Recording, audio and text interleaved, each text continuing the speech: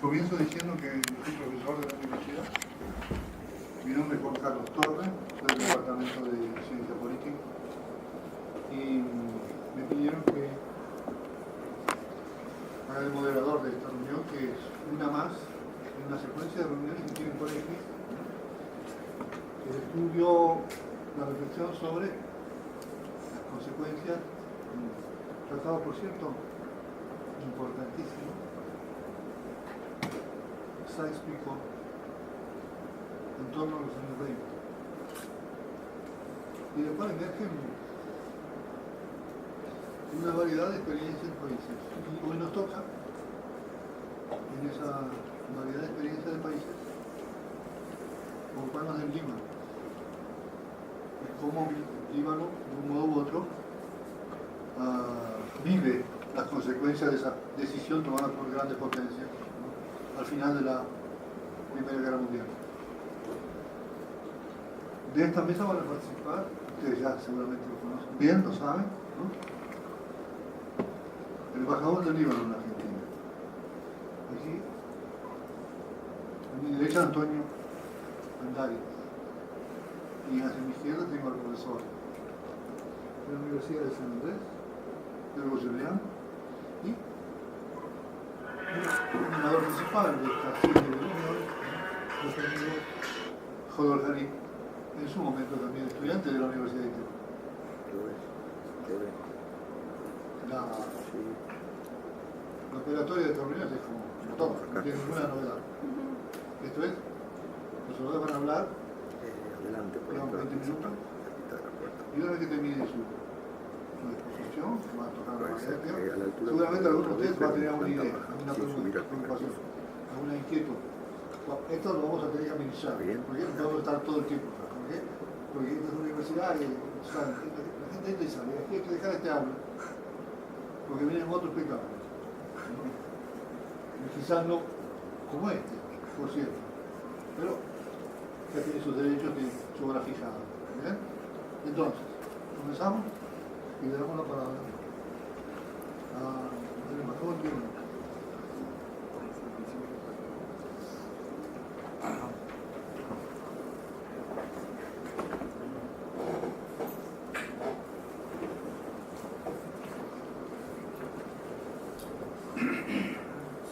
Buenas tardes.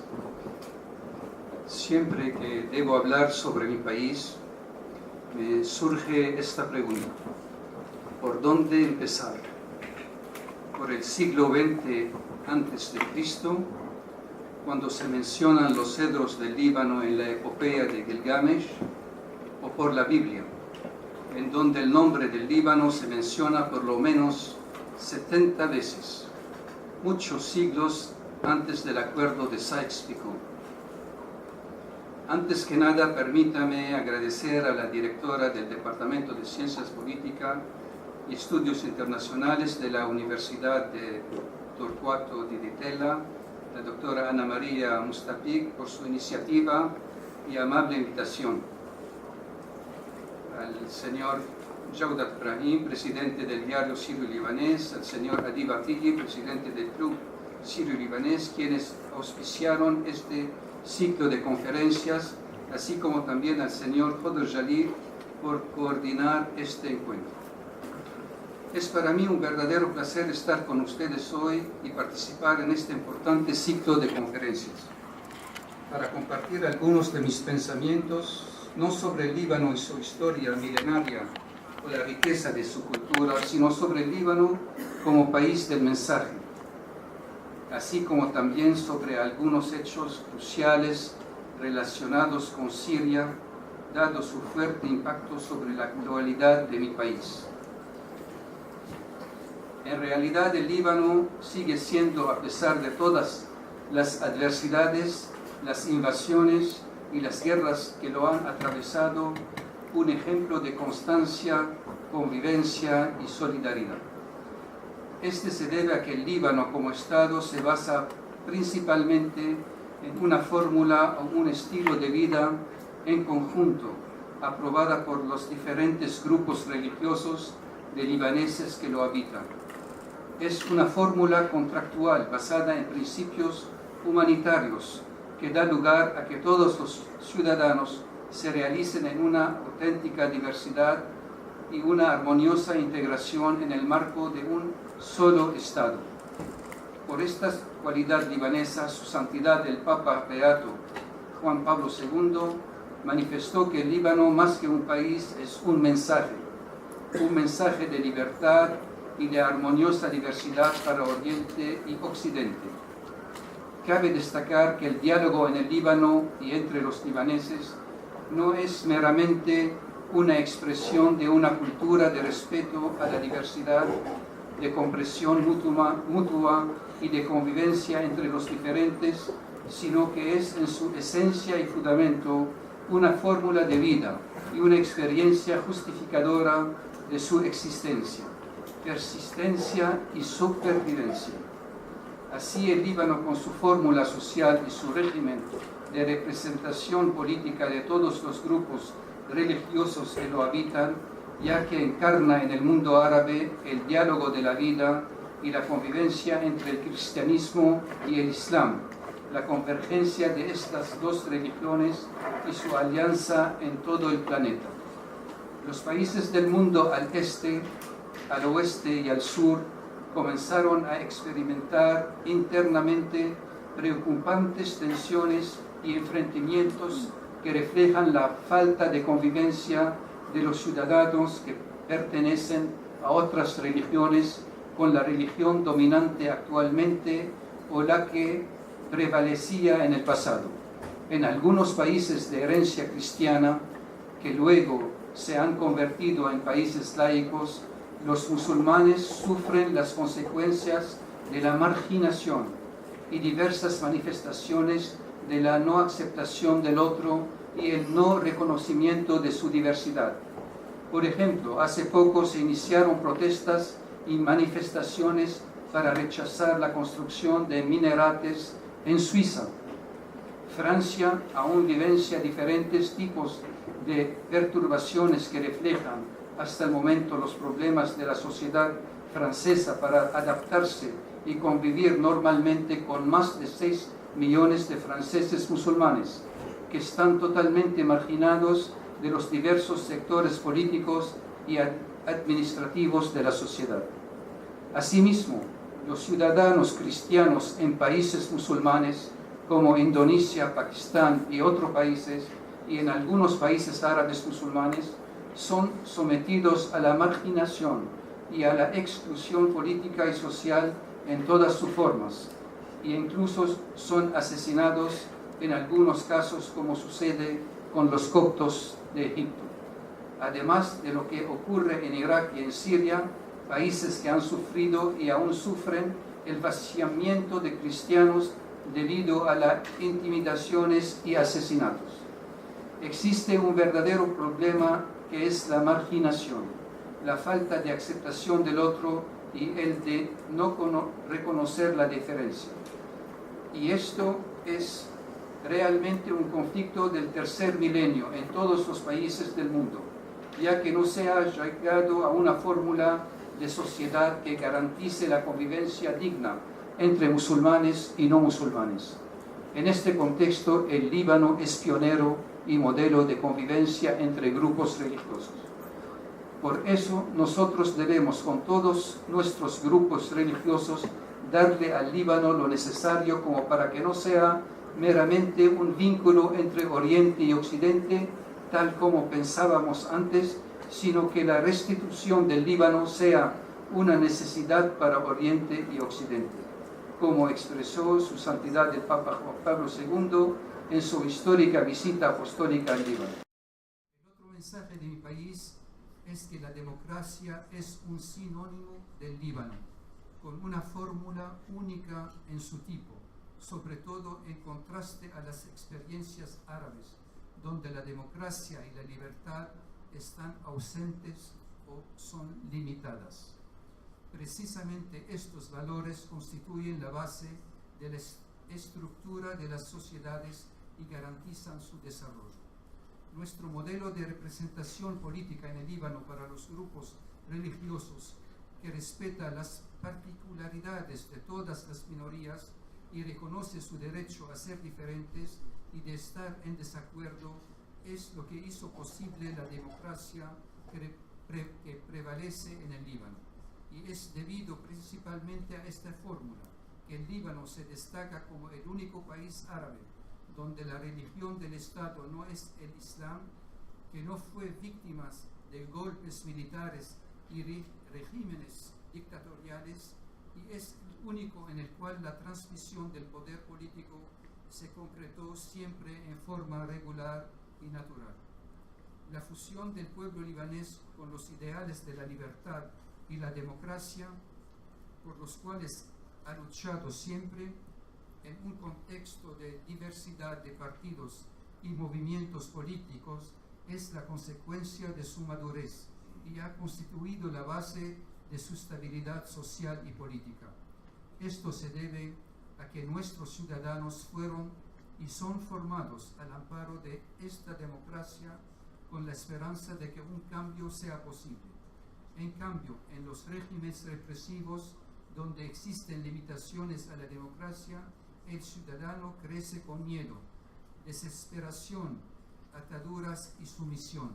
Esta democracia de la que hablo puede subsanar sus errores solamente mediante más democracia basada realmente en el derecho a disentir, en el respeto a los demás y en la aceptación de las diferencias.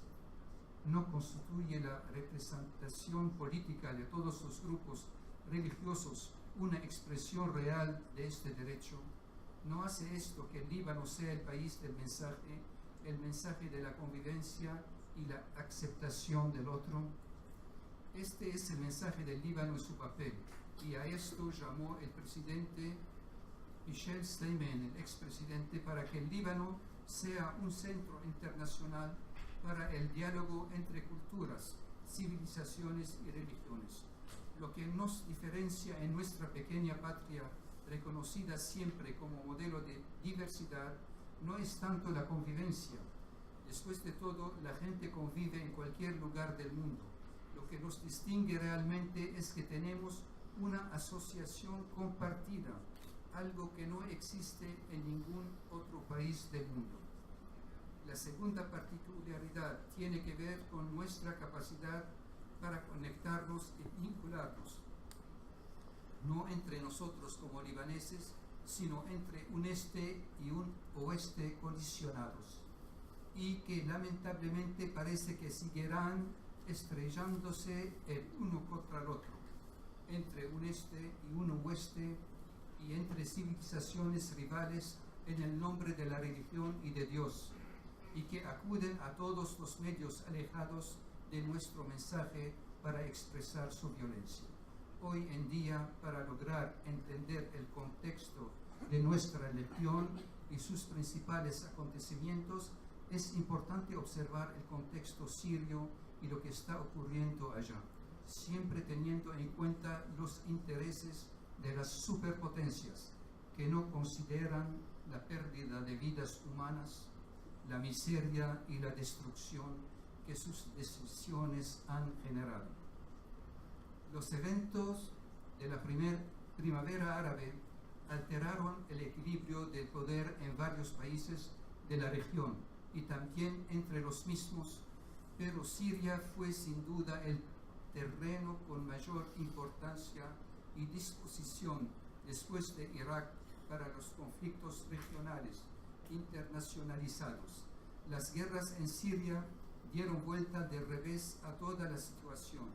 Moscú recuperó en relación con Siria un lugar influente sin precedentes desde la desintegración de la Unión Soviética y reafirmó su apoyo al régimen, mientras que en el trasfondo escalaba la disputa con Washington y la Unión Europea en Ucrania. Turquía apostó al triunfo de sus aliados en la oposición siria, especialmente a los hermanos musulmanes, y se cortaron las relaciones entre Siria y Arabia Saudita, así como también entre Siria y los países del Golfo en general. Por otro lado, Irán se puso a disposición para apoyar al régimen sirio con todos los medios disponibles. Rusia emprendió acciones militares, mientras que Washington, muy vacilante, se ocupó de la crisis con cautela y dirigió meramente la supresión de las armas químicas en Siria. Los estados de la Unión Europea, en especial Francia, volvieron y manejaron la crisis de forma realista, después de recibir fuertes golpes del terrorismo de Daesh o ISIS. Mientras tanto, fuera del contexto de las naciones y de los grupos en conflicto, se erigió un estado incomparable con los demás estados, el Califato del Estado Islámico, ISIS, que gobierna en nombre de la religión y que pretende tener el monopolio de su interpretación. A pesar de sus relaciones celestiales, dicho estado necesitaba características geográficas, así como fronteras, las cuales consiguió con la fuerza de las armas. Paradójicamente, este estado, que no logró el aval de nadie y que se encuentra camino a la extinción, contribuyó a la internacionalización de la crisis de Siria y al agravamiento del conflicto en la región y en el mundo. La convergencia de necesidades que existe entre las partes interesadas por la crisis siria se sigue expandiendo y ya se encuentra reflejada en el cambio de posición de Turquía. El curso de la disputa actual está centrado en el choque entre Turquía y los kurdos. Turquía se unió a la campaña de oposición contra esas agrupaciones negadoras de las demás religiones, después de haber sido su principal partidario, a cambio de un premio consuelo representando por el consentimiento o la no oposición de las partes involucradas en el conflicto a los ataques turcos contra los kurdos.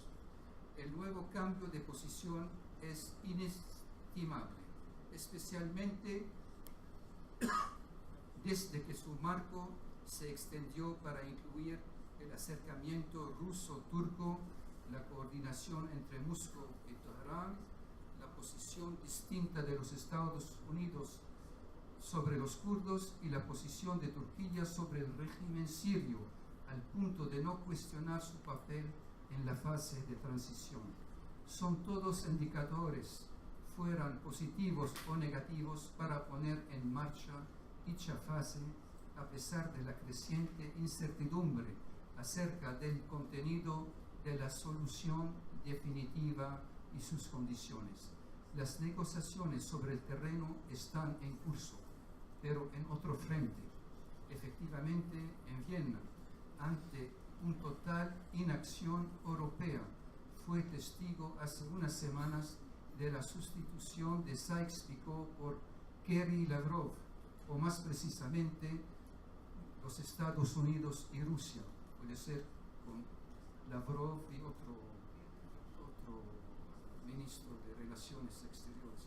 Así que después de ISIS y de otros grupos similares, el conflicto se remonta a países liderados por personas, seres humanos, mientras se desvanece temporalmente el socio divino.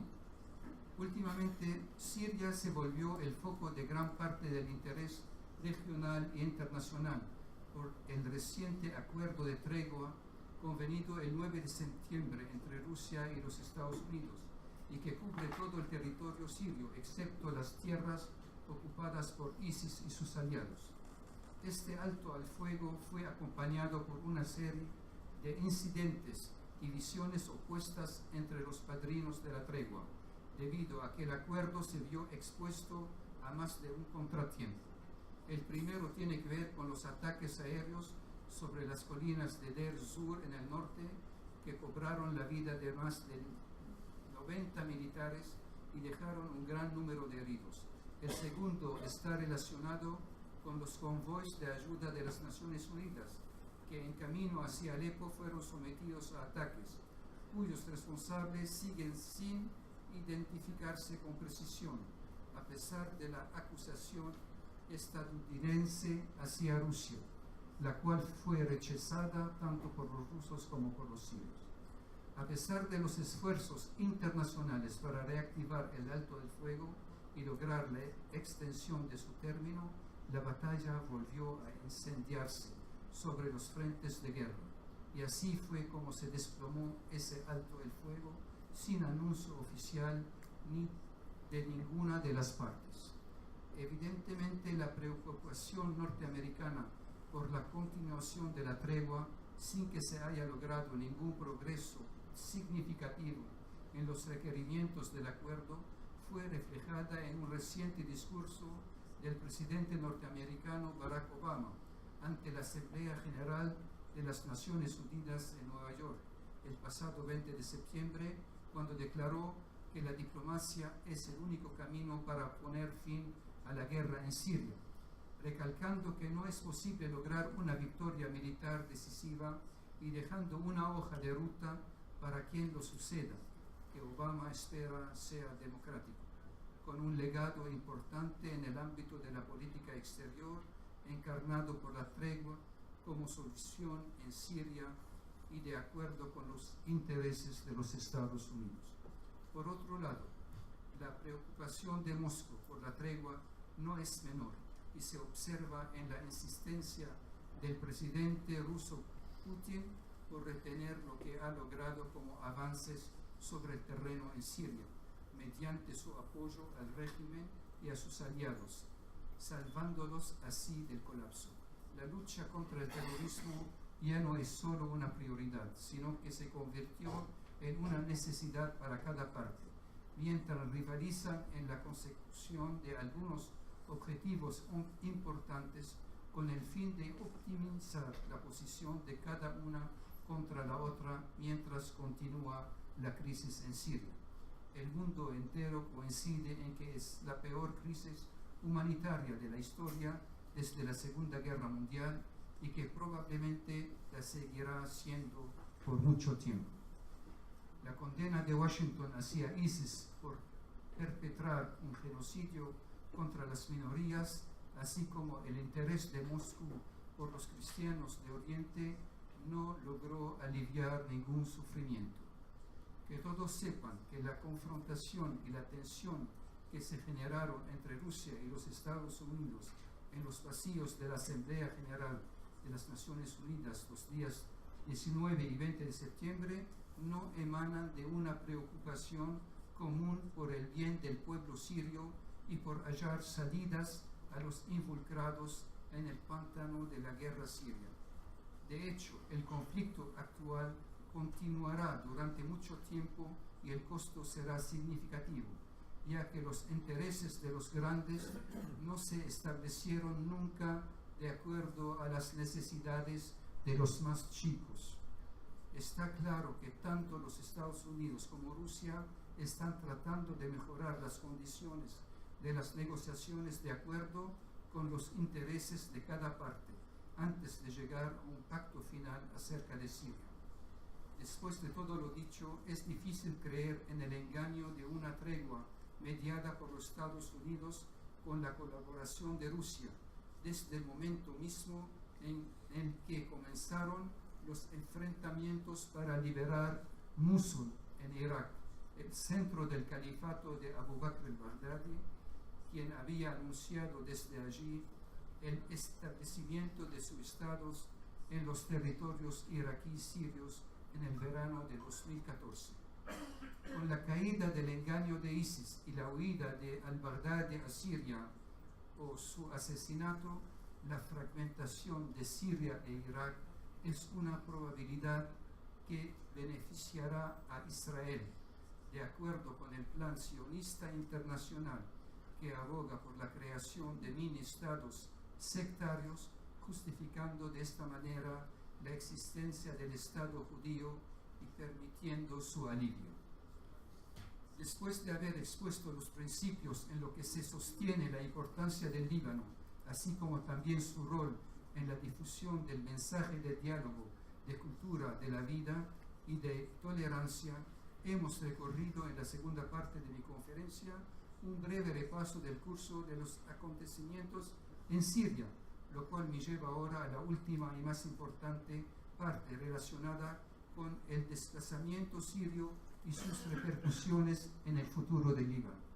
Efectivamente, el Líbano está acorralado por tres peligros como consecuencia del desplazamiento sirio hacia sus tierras: el terrorismo, el desequilibrio en la balanza interna nacional y la carga sobre su economía. En consecuencia, la comunidad internacional tiene que crear un fondo de apoyo monetario para el Líbano y ejercer presión para permitir a los desplazados sirios regresar hacia zonas seguras. La pregunta es, ¿qué pasaría si se instalaran 20 millones de personas en Argentina o 160 millones en los Estados Unidos a lo largo de sus provincias o estados, como compartiendo los mismos recursos e infraestructura con los que cuentan sus poblaciones? ¿Y qué pasaría si trajeran consigo una serie de conflictos políticos, religiosos y sociales, junto a un alto desempleo y una pobreza extrema? Esta es la realidad del Líbano, que experimenta hoy una crisis sin precedentes en la historia de la humanidad, creada por 2 millones de desplazados y refugiados entre sirios y palestinos sobre una tierra cuya población no supera los 4 millones. Mi país cumplió durante 5 años desde el estallido de la guerra en Siria con su deber humanitario. Pero si bien nos solidarizamos completamente con los desplazados, estamos tratando al mismo tiempo de proteger nuestra economía y al ciudadano libanés. Este desplazamiento amenaza nuestro equilibrio interno, particularmente frágil, especialmente después de haber experimentado los horrores de la guerra durante 16 años, entre el año 1975 y 1991, y de haber pasado los últimos 25 años reconstruyendo nuestra sociedad a nivel económico y humano. Nos importa mucho mantenernos como modelo único de diversidad cultural en Medio Oriente. Asimismo, consideramos que el delicado equilibrio entre los distintos cultos en el Líbano es esencial para la estabilidad de la patria. Sin embargo, el Líbano, que representa la mitad del tamaño de la provincia de Tucumán, con 10.452 kilómetros cuadrados, acoge aproximadamente 220 sirios y 400 libaneses por kilómetro cuadrado, o sea, un total de 620 kilómetros, ¿no?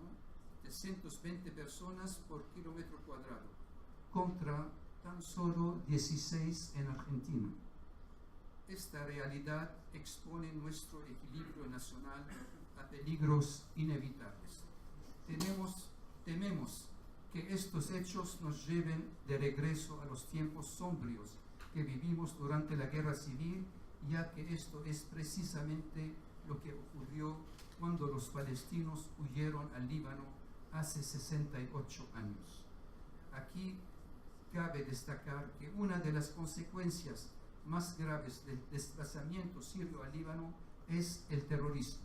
El Líbano estuvo pagando un precio muy alto por ser un escudo contra el terrorismo, ya que el ejército libanés paga con la vida de sus mártires la situación de ser la punta de la lanza en la frontera con Siria.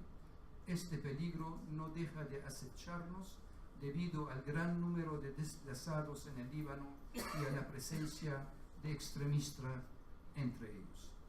El Líbano, que se ha convertido en un refugio para millones de ellos, vive bajo una gran carga que amenaza con el colapso del sistema financiero, económico, educativo, social, político, demográfico y, por supuesto, con la pérdida de nuestra seguridad.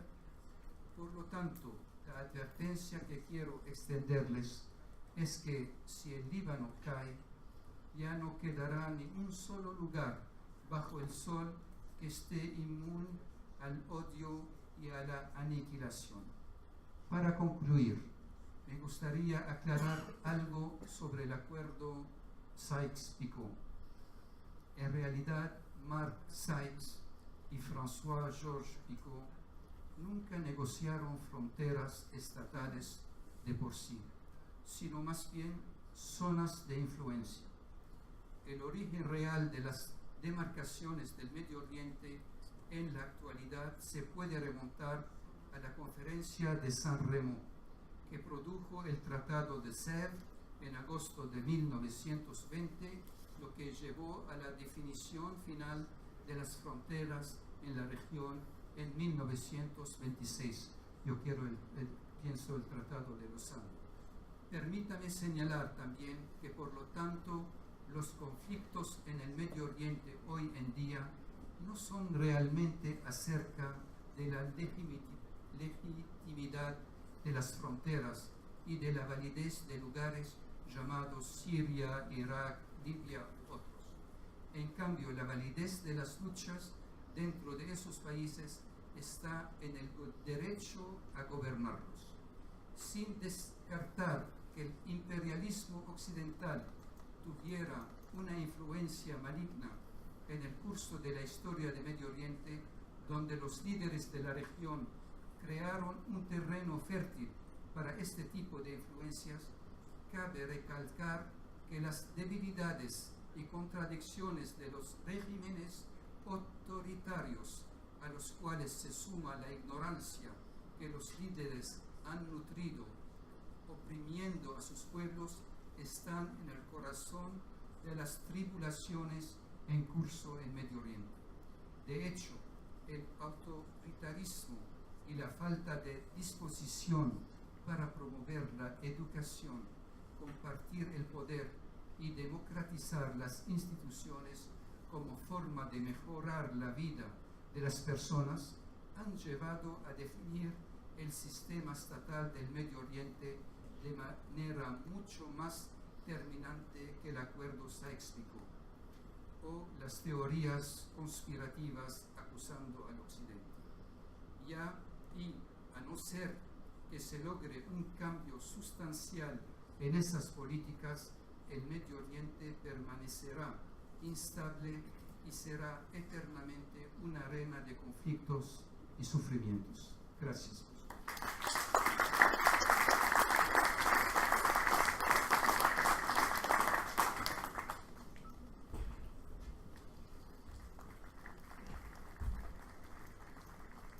Bien, hemos escuchado palabras del embajador del Líbano,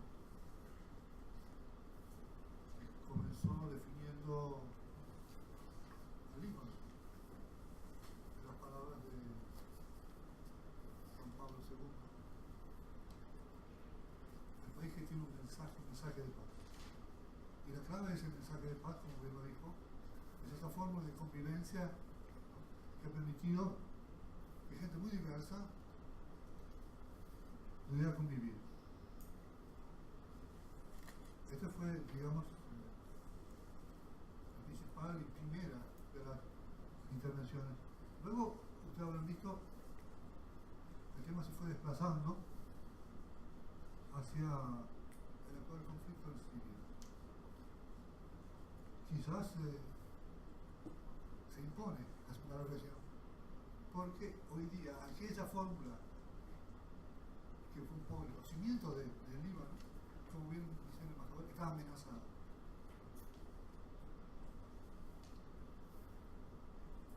Una amenaza que pone en cuestión lo que por muchos años se consiguió.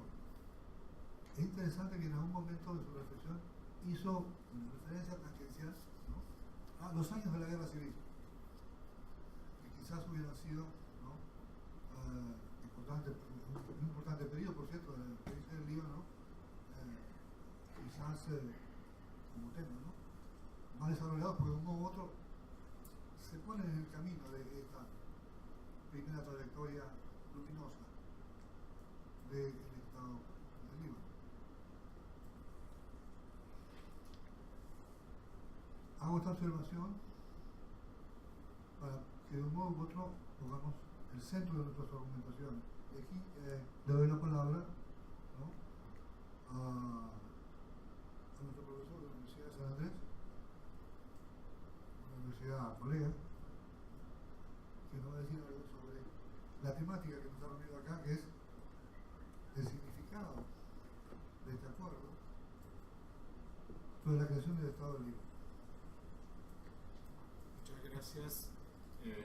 Una vez más agradezco la invitación a la universidad, al Departamento de Ciencias Sociales, Ciencia Política y Relaciones Internacionales y evidentemente al diario Siro-Libanés. Ha sido muy grato en parte empezar este siglo y ser uno de los oradores que termina el ciclo. Es así. No se escucha. Si lo hago así.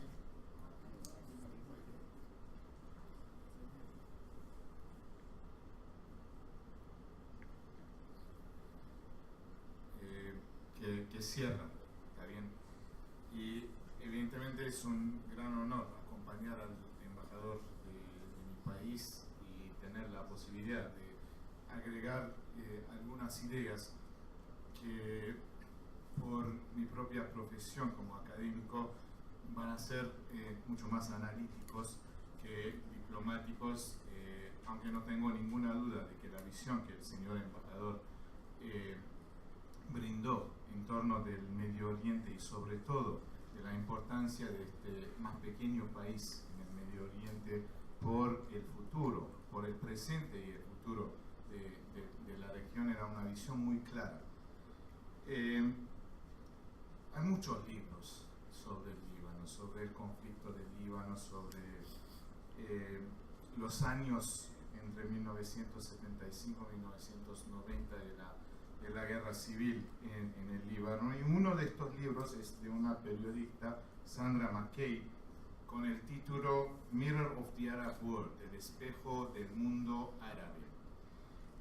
Era interesante porque la periodista es un libro, digamos, no tan académico, pero bien documentado, porque hablaba de los conflictos del mundo árabe que se resolvían o encontraban un espacio de competencia y de lucha en el Líbano, y de hecho un poco la guerra civil del Líbano y después de la guerra civil del Líbano. Hoy en día también el Líbano sigue siendo un campo de experimentación de distintas ideologías, proyecciones de poder, formación de alianzas.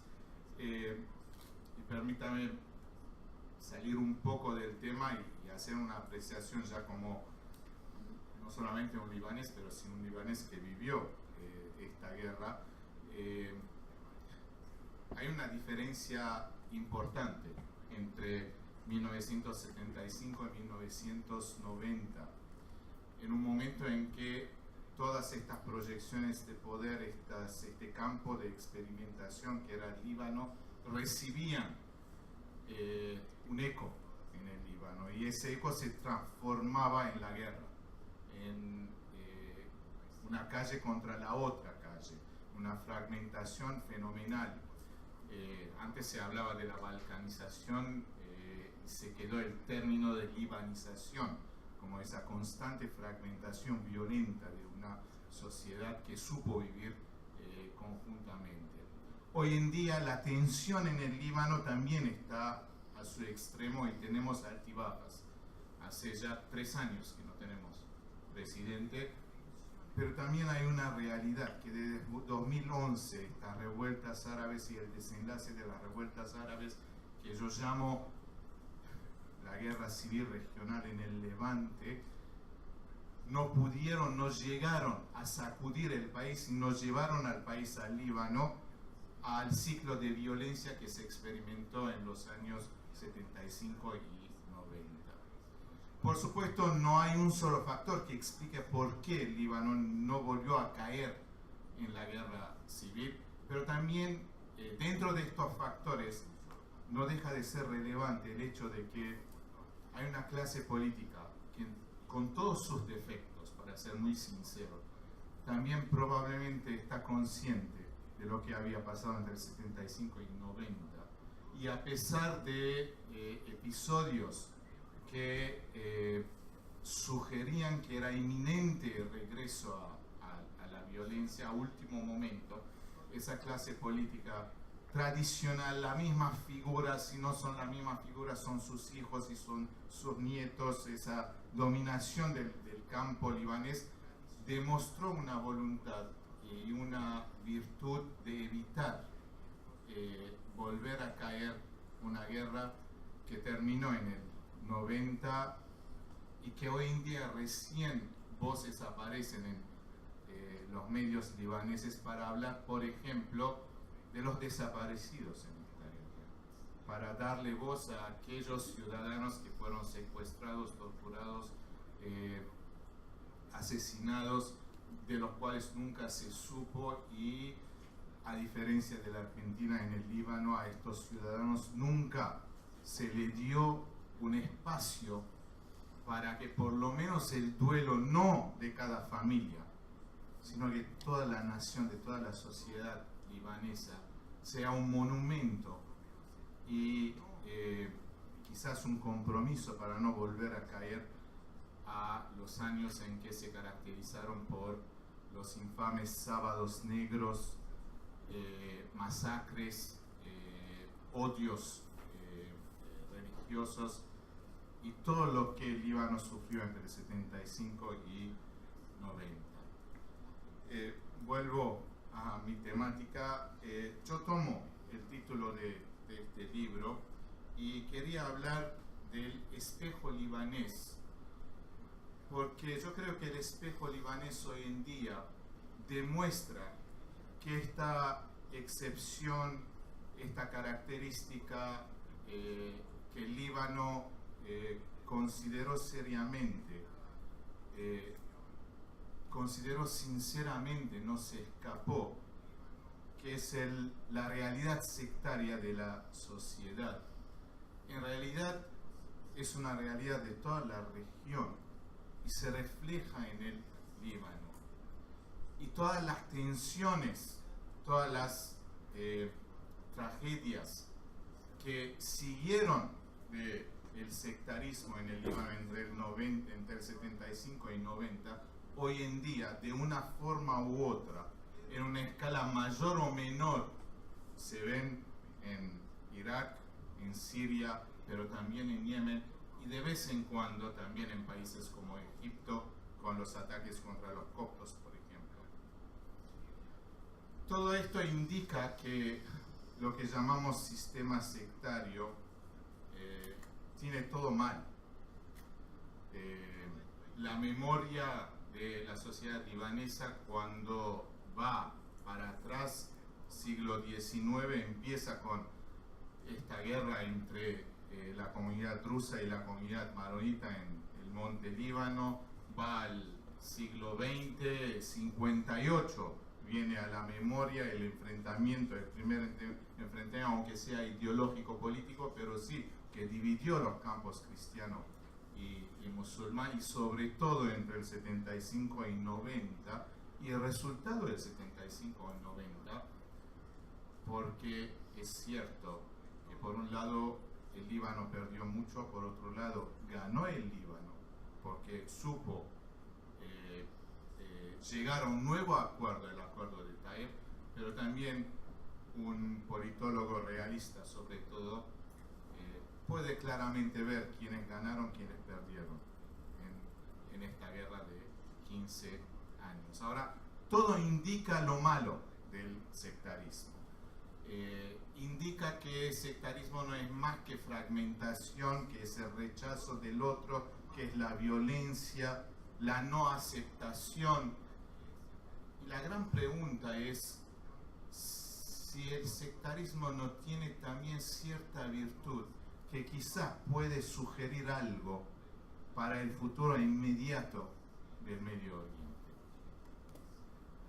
Y personalmente estoy convencido de que si estudiamos un poco con mayor profundidad lo que significó el sistema sectario, la excepción libanesa en el Medio Oriente, y si llegamos a analizar y aprender las lecciones de lo malo, pero también de lo bueno, puede haber ahí claramente una indicación del futuro del Medio Oriente y sobre todo del Levante. No quiero hablar de todo el Medio Oriente. Y eso consiste en la virtud que tuvo el sistema libanés, sobre todo en teoría, porque en la práctica, vamos a ser muy sinceros, la memoria colectiva va más bien a los hechos que dejaron huellas profundas de dolor, pero tuvo la gran virtud de justamente aceptar el otro, dar un modelo de convivencia y de toda manera llegar a un acuerdo político siempre renegociable, siempre renegociable. ¿Por qué digo esto? Y quiero dejar en claro que personalmente, por lo menos a esta etapa, no me daría ningún derecho ni me atrevería para ser totalmente, digamos, objetivo o sincero, proponer un sistema en el Medio Oriente que el sectarismo sea el modelo libanés sea el modelo regional. No, sería, creo que, pura especulación y casi política ficción si pensamos en estos términos. Pero sí, por ejemplo, cuando algunas voces hablan de un federalismo, que algunas voces hablan de ruptura de fronteras, creación de estados, en estas voces no aparece la preocupación de la aceptación del otro. Esa preocupación de que el sistema de la convivencia sectaria es también un sistema donde justamente la competencia no se deriva a la negación de los derechos del otro. Al contrario, la competencia a veces proporciona un desarrollo. Y en este caso no me refiero solamente al desarrollo económico y financiero, que el Líbano era un modelo también en los 70, en los 60, en los 70. Me refiero también al desarrollo cultural.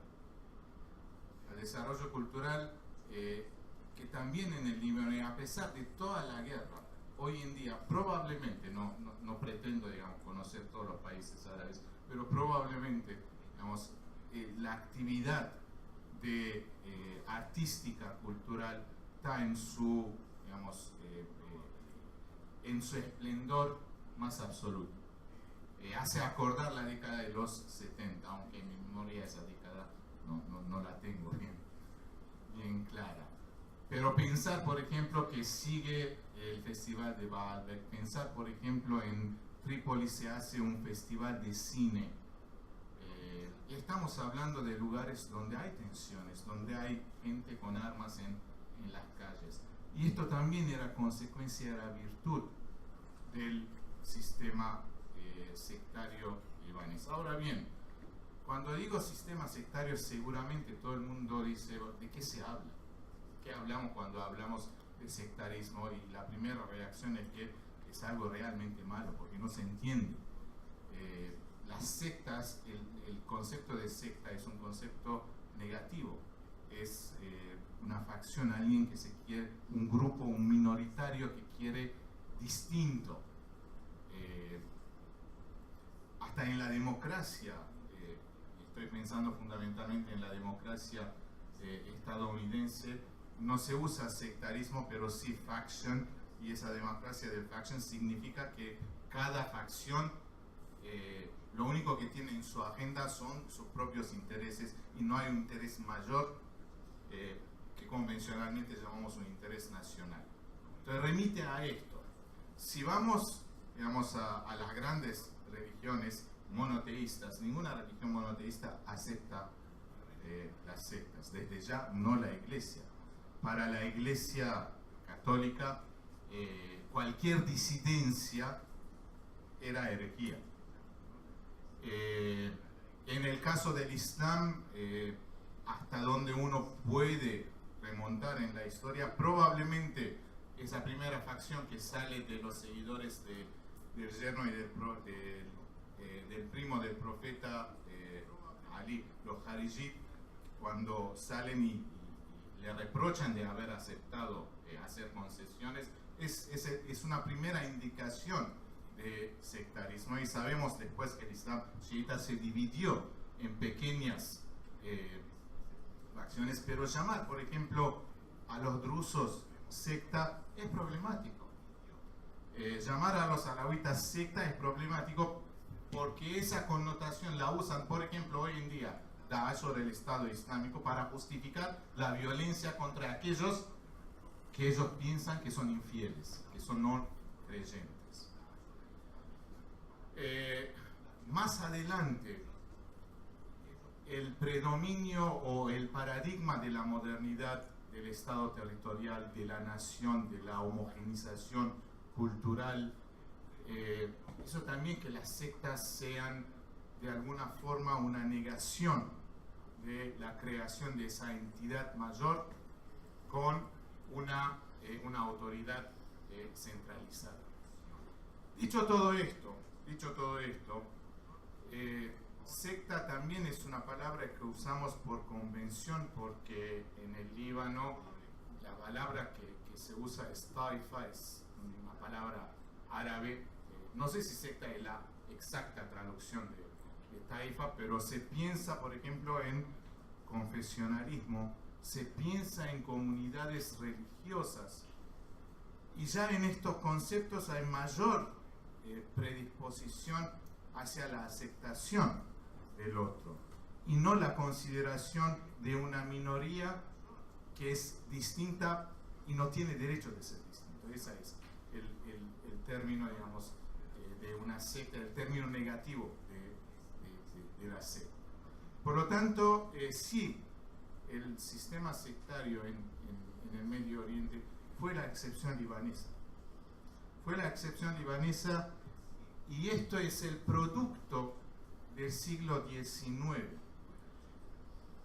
Y paradójicamente,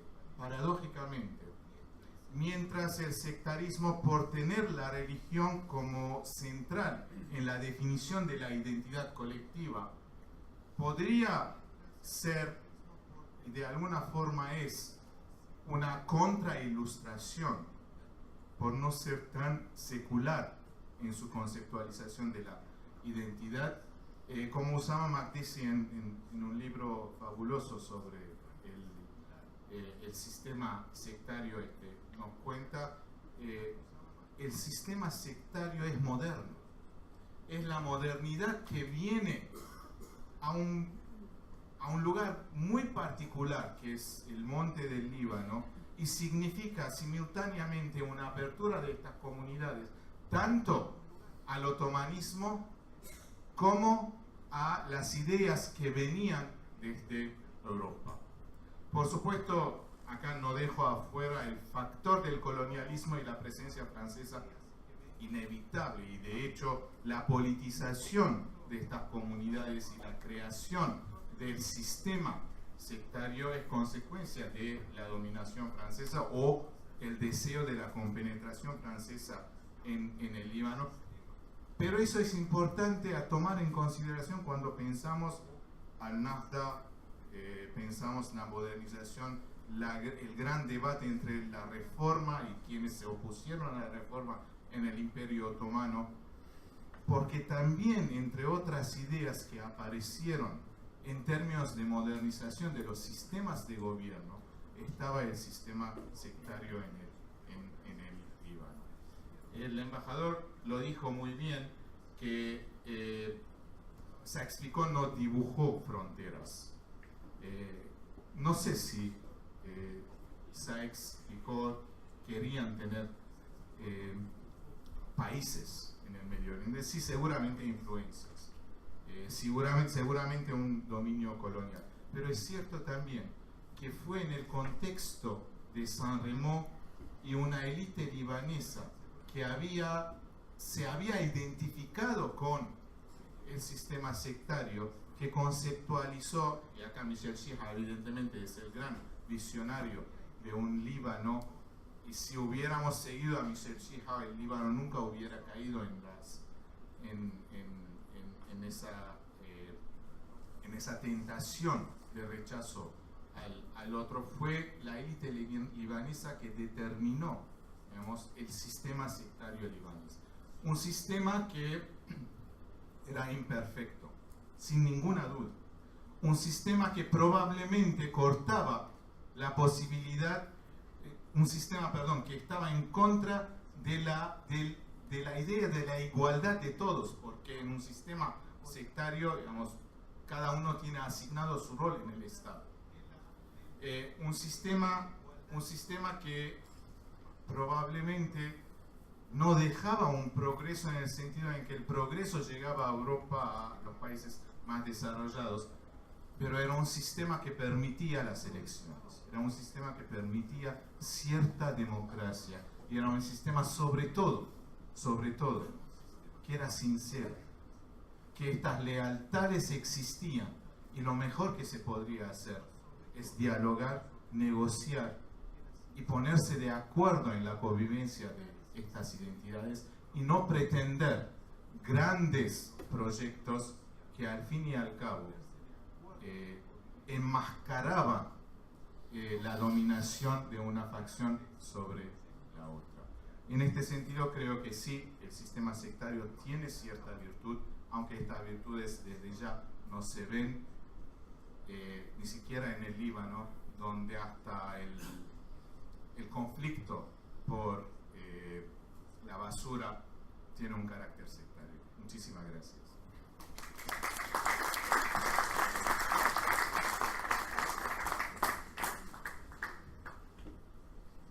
Ustedes habrán advertido, por lo menos en mi caso, que la palabra sistema sectario, elogiada no me suena bien. No me suena bien. De esto mismo estuvo hablando nuestro embajador.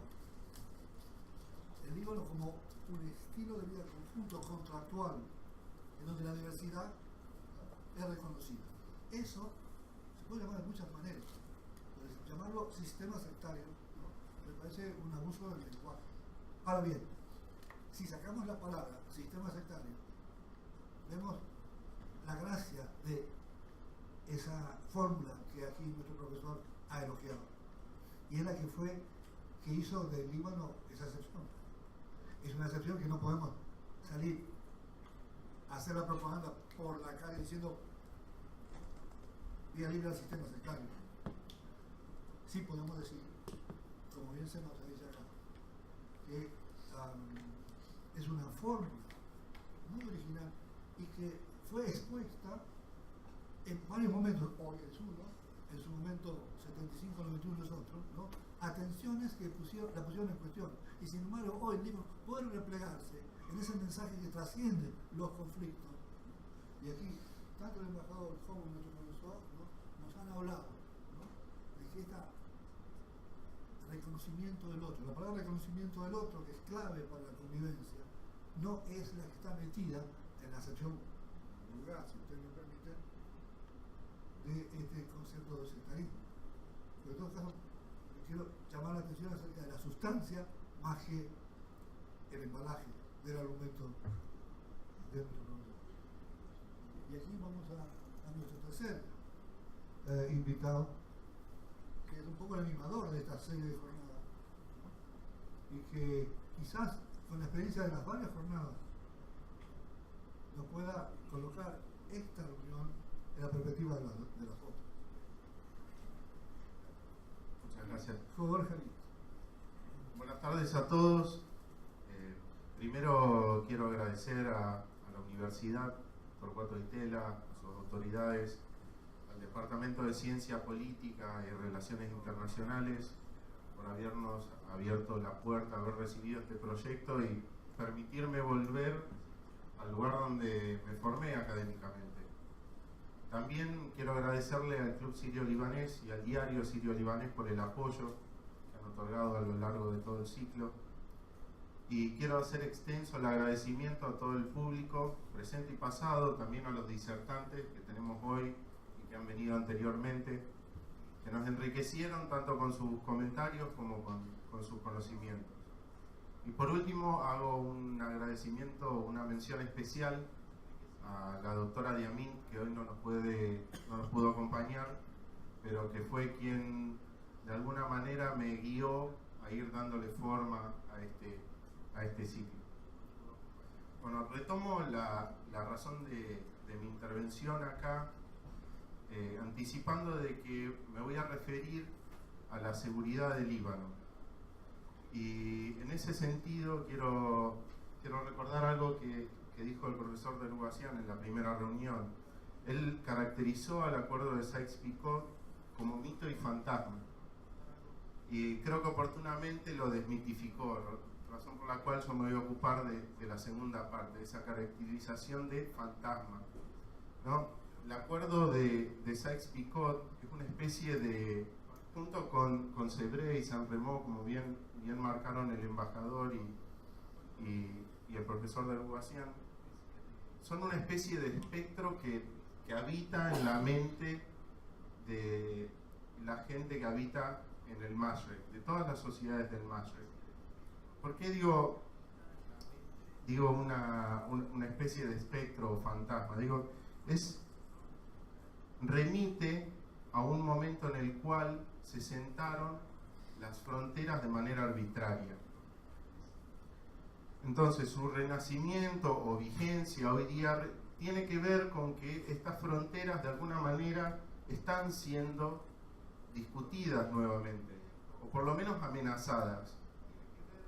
Lo otro que quiero recordar, y es algo que también mencionó el profesor de Lugasian en su momento y el profesor Tokatian, es una particularidad de la región del Mashrek, que tiene que ver con que, a diferencia de lo que ocurrió en América y en Europa, los países, las sociedades no tuvieron la oportunidad de instaurar o de crear el Estado y establecer sus fronteras por medio de la guerra.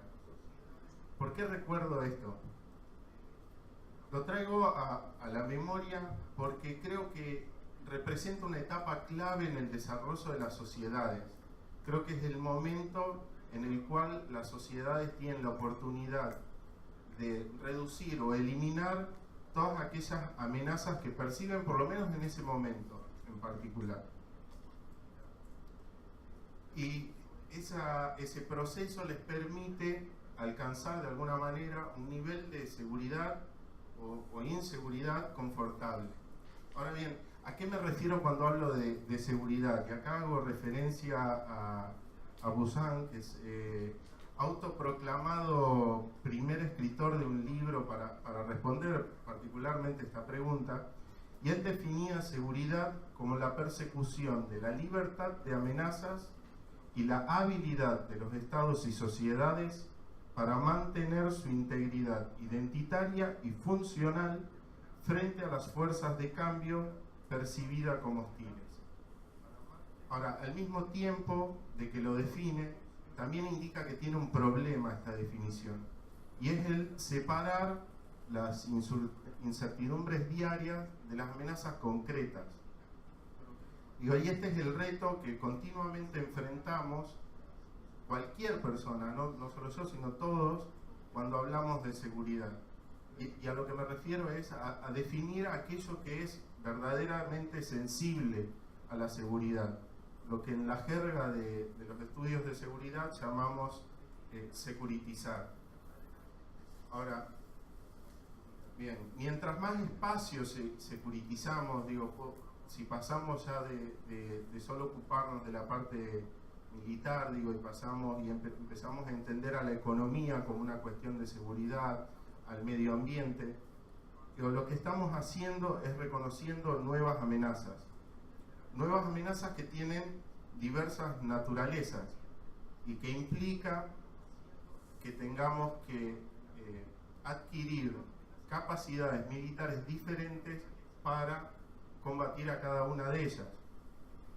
Entonces, bien, si el objetivo final de esta securitización es resolver problemas de seguridad a través de la acción conjunta de distintos estados, entonces el desafío se eleva o se hace un poquito más grande, o lo que la profesora Diamín junto con Tulchin y Manaut en un libro llamaban el rompecabezas.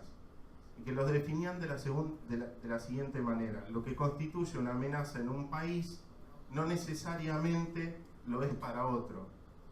O sea, lo que yo puedo reconocer como una amenaza, a lo mejor el profesor dice que no. Entonces, si tenemos que combatir amenazas de forma conjunta, acá tenemos un problema efectivamente. Ahora bien, para definir qué es una amenaza, entonces tomo dos principios, que los tomo de un enfoque que se llama constructivismo, que lo desarrolló Ben, y que dos de los principios más aceptados son los siguientes, que utilizo para definir las amenazas. El primero dice: las relaciones humanas son determinadas por ideas compartidas.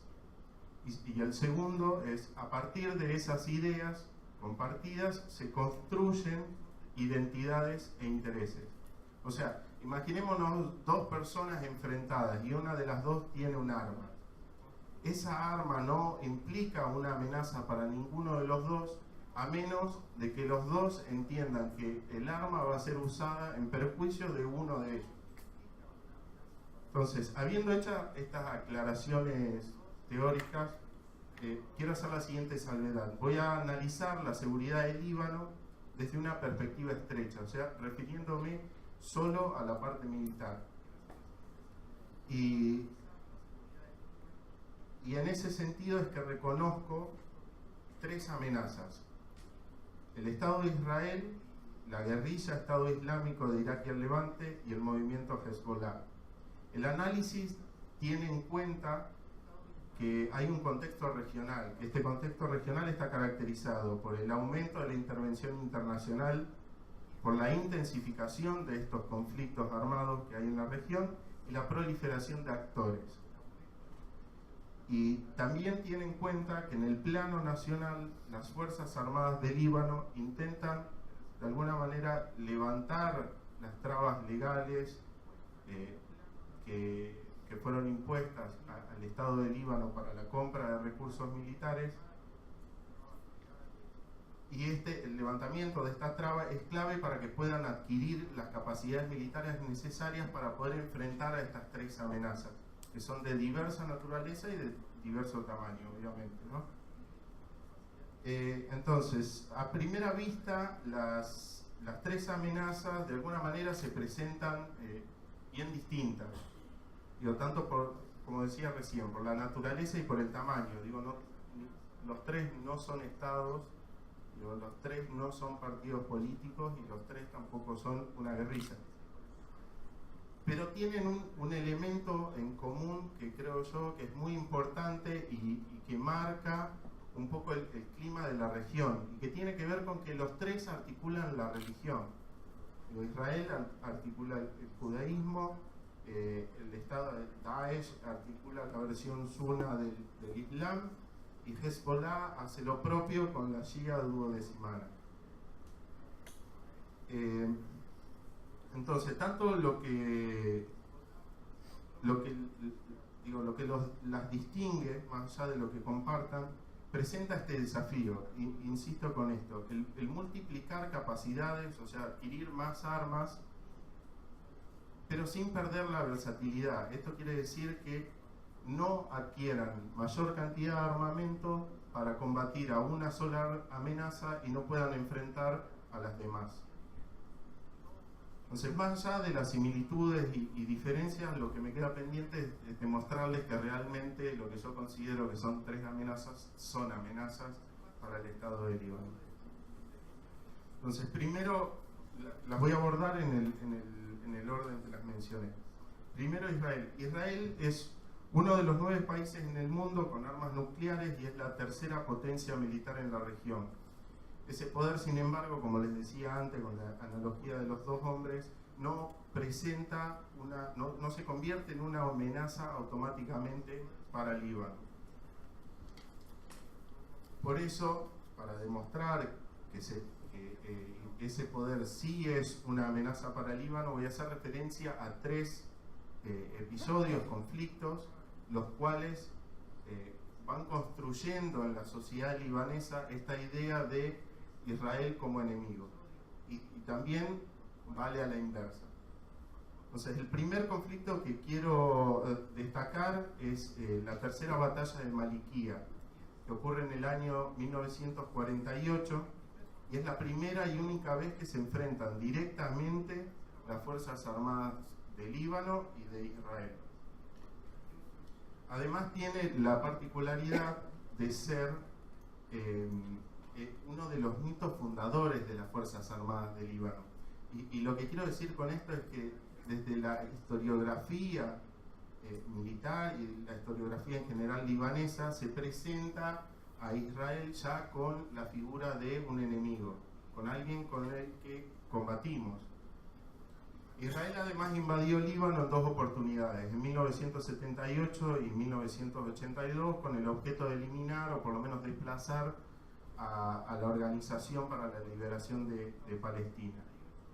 El epílogo de la primera invasión significó el establecimiento de una zona de seguridad que la ocupó la Fuerza Provisional de Naciones Unidas para Líbano, lo que se conoce como UNIFIL, junto con un agente israelí en la forma del ejército libanés del sur. Todo eso suponía que debía evitar cualquier nuevo ataque de las guerrillas palestinas desde territorio libanés a Israel.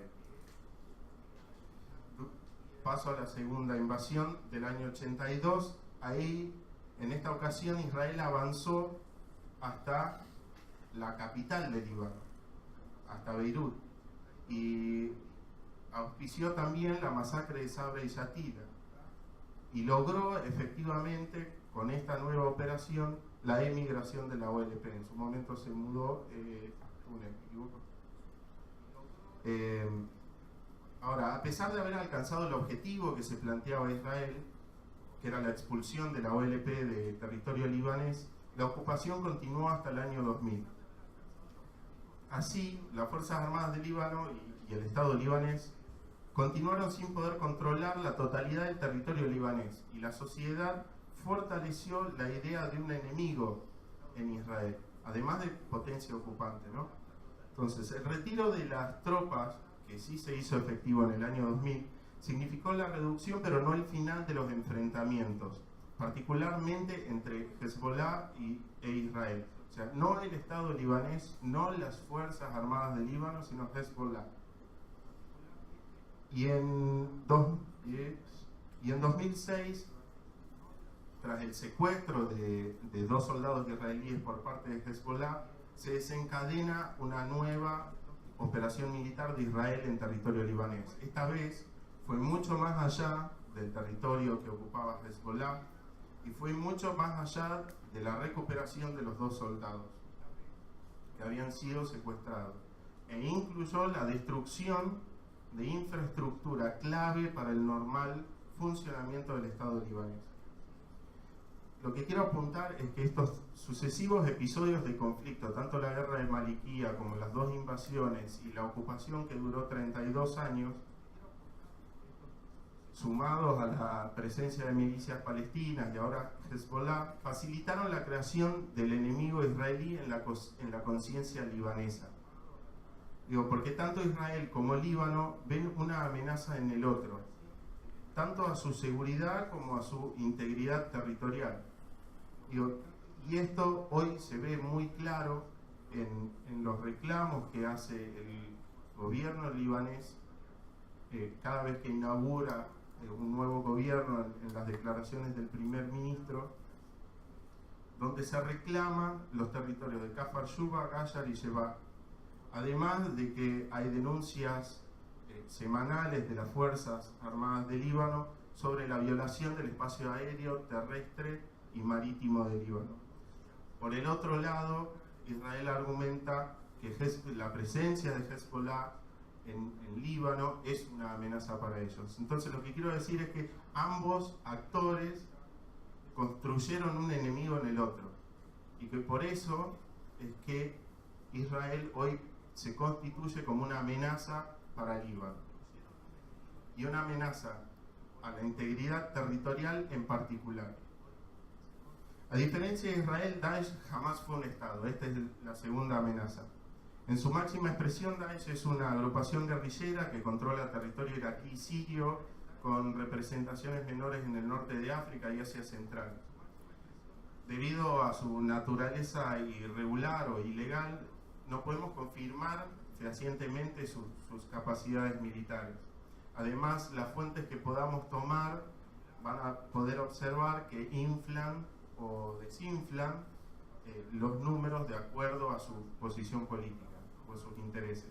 Por ejemplo, la inteligencia militar de Estados Unidos dice que Daesh tiene entre 9.000 y 18.000 mercenarios, la CIA entre 20.000 y 31.500. El Observatorio Sirio de Derechos Humanos, 50.000. El comandante de las Fuerzas Armadas de Rusia, 70.000. Un experto en seguridad, 100.000. Y un líder kurdo no bajó de los 200.000. A pesar de las dificultades que enfrentamos para analizar la capacidad militar de Daesh, podemos hablar con alguna certeza sobre el tipo de armamento que poseen. Y esto tiene que ver con que parte del armamento se lo capturaron a un enemigo derrotado o lo mostraron en fotos y videos de propaganda.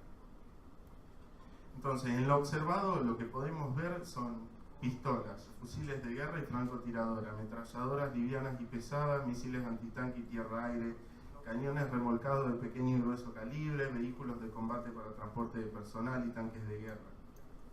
Los orígenes: soviético, estadounidense, chino, belga, alemán, rumano, austríaco, yugoslavo y checo. Sí se puede afirmar que por su naturaleza terrorista, Daesh representó una amenaza para la seguridad del Líbano desde su creación en el año 2006. O sea que alguna seguridad tenemos de lo que estamos hablando.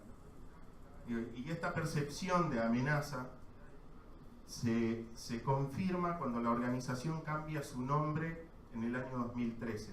En el año 2013, Estado Islámico pasa a ser, o en su momento era Estado Islámico de Irak, y pasa a llamarse Estado Islámico de Irak y el Levante.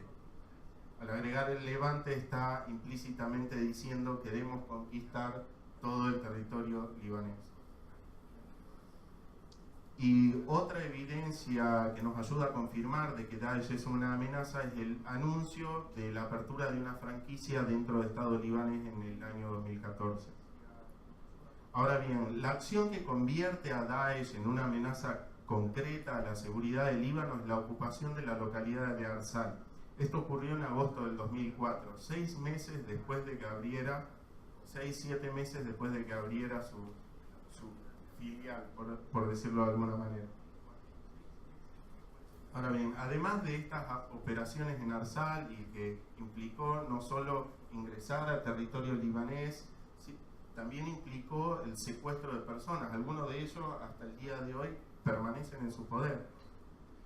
Además de todo esto, Daesh llevó adelante ataques con coches bombas en ciudades importantes del Líbano, y esto sin duda que puso de manifiesto de que Daesh era una amenaza concreta, real y palpable para la sociedad libanesa y para el Estado también. Entonces, desde entonces la relación entre el Estado libanés y Daesh se caracterizó por pequeños enfrentamientos en los alrededores de Arsal. Son operaciones militares que han sido llevadas adelante con la asistencia de diferentes actores, entre los cuales podemos destacar Estados Unidos, Francia, Inglaterra e incluso Hezbollah. Resumiendo, la intención de controlar y la invasión del territorio libanés construyó a Daesh como una nueva amenaza para la seguridad e integridad territorial de las Fuerzas Armadas, la seguridad e integridad territorial del Estado libanés. Una amenaza que tuvo dos consecuencias inmediatas. Primero, la solicitud del Estado libanés de asistencia militar para enfrentar esta nueva amenaza. Tengamos en cuenta de que no puede adquirir nuevas capacidades en el mercado internacional. Y segundo, el aumento, o sea, esta asistencia militar implica el aumento de la presión internacional sobre el Estado libanés. O sea, la ayuda no es gratuita.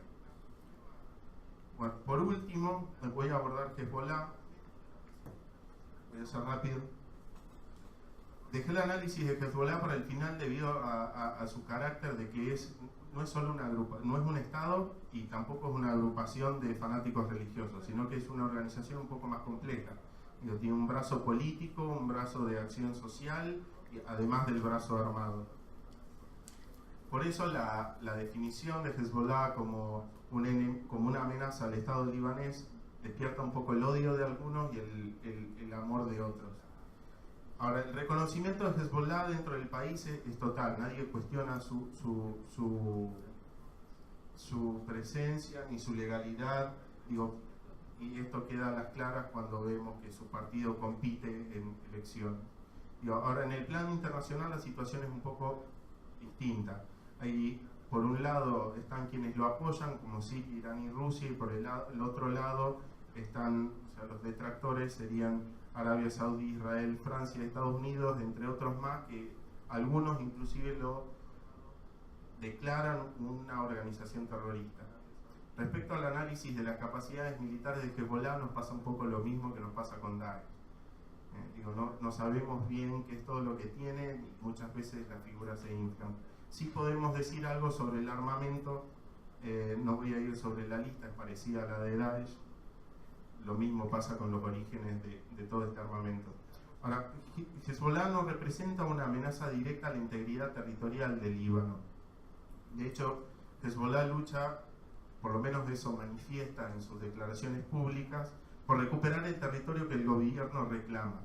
Por eso la amenaza que sí representa Hezbollah es el desafío a la autoridad y al monopolio en la administración de la violencia.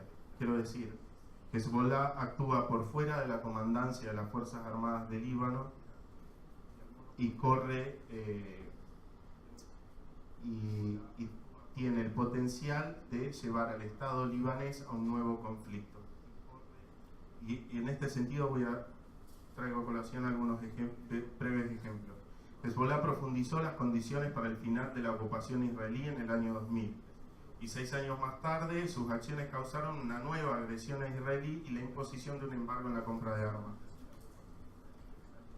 Salteo algunos, voy a otro. 2008. El Estado de Hezbollah tiene un sistema de telecomunicaciones muy desarrollado y avanzado. El Estado intentó desarticularlo en el año 2008 y la reacción de Hezbollah fue movilizar sus bases y ocupar la mitad de la ciudad capital.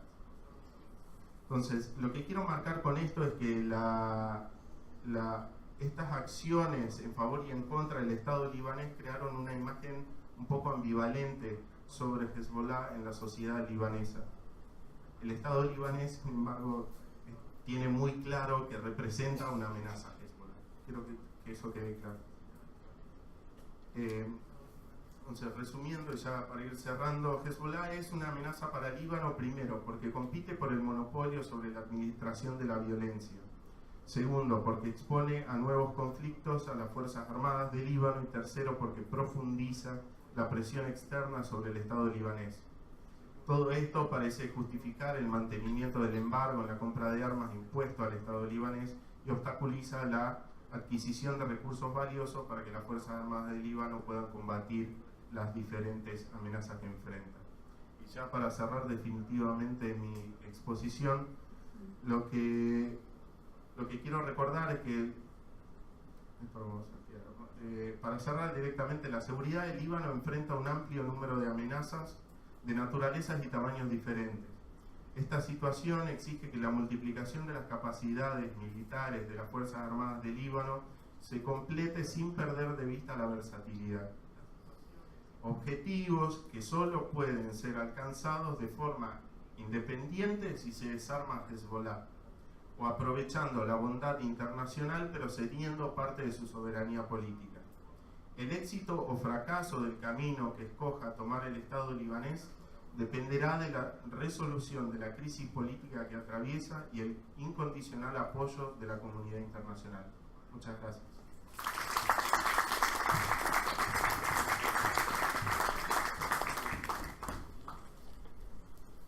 Lo que acabamos de escuchar es otra versión de un problema que dejó muy dramáticamente colocado el embajador.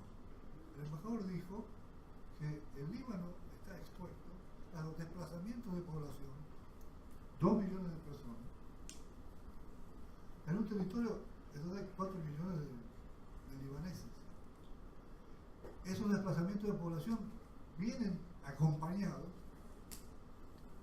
problemas. El terrorismo viene el programa de conflictos que llevan en sí. Y viene acompañado con una tercera dimensión que era desequilibrios internos en el Líbano.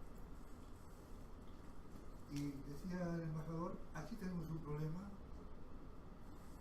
alguien tiene que darnos una mano, por ejemplo, darnos recursos económicos para sobrellevar, por lo menos, el componente logístico de esta amenaza. Ahora, nuestro tercer expositor nos ha abierto otra ventana a las amenazas, ciertamente de otra naturaleza, en clave militar, cuya resolución, otra vez, ¿no? Así como la primera, de un modo u otro, nos evoca la necesidad de algún tipo de asistencia financiera para, de un modo u otro, coordinar la capacidad logística de hacerse cargo. Aquí, esta tercera, otra variante, nos está diciendo es necesario, como dice nuestro amigo, reforzar militarmente las Fuerzas Armadas del Líbano, cosa que el Líbano no la puede hacer por la suya propia, sino con, otra vez, asistencia internacional. Estamos hablando entonces aquí de el drama de este experimento extraordinario que fue el Líbano como mensaje de paz. Esto es como una fórmula casi única en la región de la convivencia en la diversidad. Esa es la, uno diría, la principal amenaza, que se disuelva en el aire por estas presiones, esta ecuación tan formidable que fue por muchos años, la convivencia en la diversidad. El llamado a la comunidad internacional es un llamado que nos concierne, no solamente aquí, en América del Sur tan remota, ¿no? Poco podemos hacer en materia de asistencia financiera y asistencia militar, pero sí nos concierne en la medida que nos alerta, como ciudadanos activos que somos, en busca de un mundo en paz, la necesidad de preservar aquello que fue por años, ¿no? La experiencia del Líbano. Las reuniones auspiciadas por la Universidad de Tela han perseguido, ciertamente a partir de desandar el camino de estos acuerdos ya tan remotos, para ver qué es lo que de toda esa experiencia, ¿no?, puede quedarnos como legado. Y yo creo que el legado, ¿no?, es uno que, con distintas fórmulas, con distinto envoltorio conceptual, ¿no?, es el que nos importa preservar. Y yo les agradezco a nuestros oradores que nos hayan alertado sobre esto, ¿no?, y a ustedes por habernos acompañado. Estamos ya sobre la hora y pronto se van a acumular gentes en la puerta, ¿no?, queriendo entrar. Tengo que le voy a dar la palabra a una persona o dos, pero para preguntar, no para hacer una intervención. Intervención ya tuvimos, ¿ok? ¿Sí? Sí, quería hacer una pregunta. Yo, el texto que se habla de dos opciones políticas. Una opción, podemos llamarla sistema sectario, de convivencia en la diversidad. Y la otra es la que quiere combatir ese modelo. Mi pregunta es si hay estimaciones sobre qué apoyos, en términos cuantitativos, tiene cada una en la sociedad civil, en la región en general. ¿Cuánta gente está de un lado y cuánta gente está en el otro? Si hay estimaciones de ese tipo.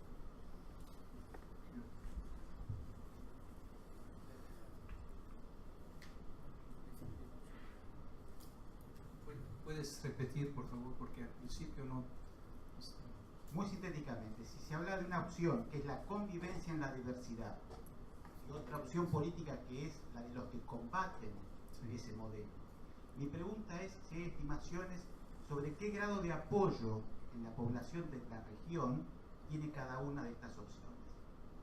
Bueno, a lo menos yo te puedo decir, en el Líbano, en la región, hay mucha ignorancia, mucho, como hablé yo antes, diciendo que si no hay democracia, no hay educación, no hay todo, ¿no? El sistema del mundo árabe debe modernizarse. Pero yo te hablo del Líbano, adentro del Líbano, y alguien dijo que hoy tenemos todos los actores que pueden empezar otra guerra civil, y esto no está pasando, lo que significa que la mayoría allí ya están como convencidos que hay que vivir juntos, hay que quedarse juntos, hay que mejorar el sistema, pero lo que pasa es que estamos viviendo en una área donde nunca estamos tranquilos, nunca estamos solos, como mencionó Hodor, a ISIS, a Israel, a Irán, a Arabia Saudita, todos los intereses ahí que toman al Líbano como un laboratorio de experimentos, pero hasta ahora yo creo que la mayoría de los libaneses quieren quedarse juntos y vivir juntos. Eso yo estoy seguro, porque yo estuve ahora 2 meses y medio en el Líbano y hablaron de los festivales. Hubo 132 festivales en estos 3 meses en todo el Líbano, internacionales, no nada de la seguridad. Nunca, en 2 meses y medio no pasó nada casi en el tema de la seguridad, porque el ejército y las inteligencia militar y todo están bien, saben, o sea, están avanzados en este. Así que yo creo que al final las fuerzas del bien son las que van a ganar.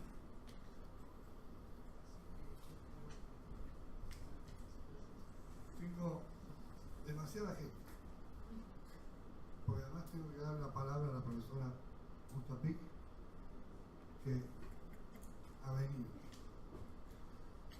tarde, pero ha venido y tiene algo para decir. Pero en todo caso, de las 3 personas que me han pedido la palabra, ¿no?, las voy a reconocer por a quién vi primero.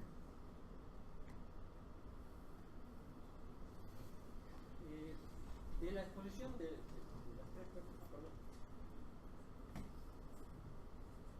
De la exposición de las 3 personas, me queda la idea que una salida para una estabilización del Líbano de forma pacífica depende en gran medida de una solución del conflicto en toda la región, ¿no es cierto?, en donde las partes intervinientes, o sea, digamos, los gobiernos, por citar tal vez los principales, Estados Unidos, la Unión Europea, Rusia, la intervención de ellos creo que es fundamental, y no sé, digamos, cuáles son hasta ahora los resultados y cuáles son las verdaderas expectativas que tienen los habitantes de esa región de que surja una fórmula entre todos estos acuerdos internacionales que puedan estabilizar la región, porque el cuadro que presentó el señor embajador es dramático en cuanto al grado de inmigración, ¿no es cierto?, que también sucede en Turquía,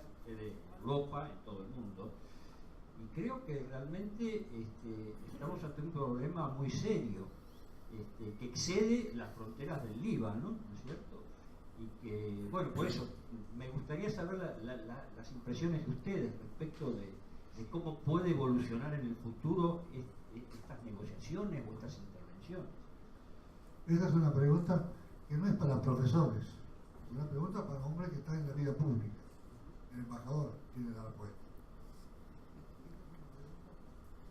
Es que no hay una fórmula mágica así donde digamos eso, ¿no? En la política es un proceso siempre, y como dijiste, siempre las superpotencias tienen sus intereses y pero hay que tomar el problema en pedazos poco a poco para llegar más para allá. si empezamos con una zona de seguridad, digamos, en Siria, ¿no? Con las Naciones Unidas, la protección de Rusia y Estados Unidos, una zona muy grande, porque no en todo Siria hay un conflicto, ¿no? Y la gente siria, los desplazados, nadie quiere salir del país, o sea, están en el Líbano porque hay la guerra donde viven, pero si les hacen unas zonas de seguridad donde puedan regresar, donde están seguros ahí, entonces empezamos a resolver el problema poco a poco, a lo menos para el Líbano, el problema de los desplazados. Y después vamos a ver, pero empezamos en este sería una buena dirección para tomar y ayudar a estos desplazados, porque si los traen aquí a Argentina o a Europa, te cuestan cada uno por año no sé cuántos miles de dólares, mientras yo creo que $100 al mes para una familia allá es suficiente que traerlos aquí y pagar $3.000, $4.000, $5.000, lo que sea, o en Europa. Así empecemos con algo ¿no? práctico con las Naciones Unidas. Si hay una intención de obrar para la paz, empecemos allá y después poco a poco vamos a ver los problemas todos, ¿no? Después el problema de Hezbollah en el Líbano, ¿no? Yo estoy de acuerdo que es un problema, pero los otros dos son problemas más graves porque son problemas afuera de la frontera. El Hezbollah son libaneses al final. Yo no estoy con el brazo militar de Hezbollah, pero es un partido político donde nos podemos entender a lo largo. Hay que partir el problema poco a poco y empezar por algún lugar. Yo creo que una zona de seguridad donde regresen sería un buen principio para empezar. ¿Qué teníamos entonces? El tema...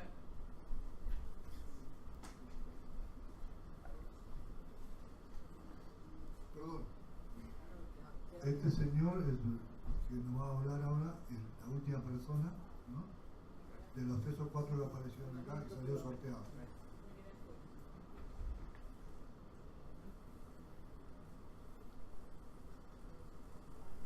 Hola. Es evidente que el Líbano convivió durante siglos entre cristianos, judíos y musulmanes en armonía. Hubo tensiones, pero no hubo las tensiones que hubo en Europa.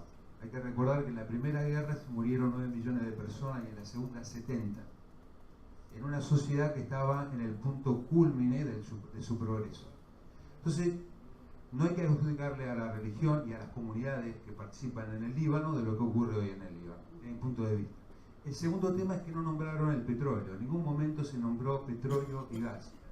Y es una cuestión que creo que es central. Es decir, si puede haber soluciones sin trabajar con el petróleo y el gas. El petróleo y el gas es central. El proyecto israelí también es central. Entonces, dos cuestiones que son centrales para la solución de los problemas del Líbano, que me parece que están más afuera que adentro del Líbano, tienen que ver con estas cuestiones. No sé si el panel opina lo mismo. Cuando hablamos de los intereses de las superpotencias, ese es uno de los intereses de ¿no? el petróleo y el gas.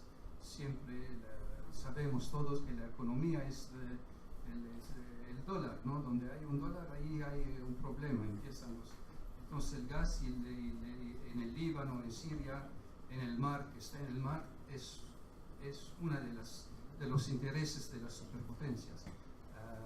Ahora,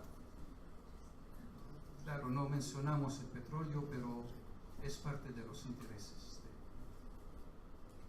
Sí.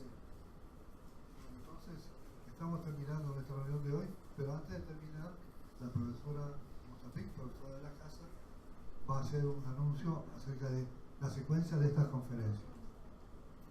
Buenas noches. Otra actividad ministerio, pero llegué. Les quiero agradecer a todos ustedes acá, a los que han expuesto y a la coordinación tan cordial del profesor Torres.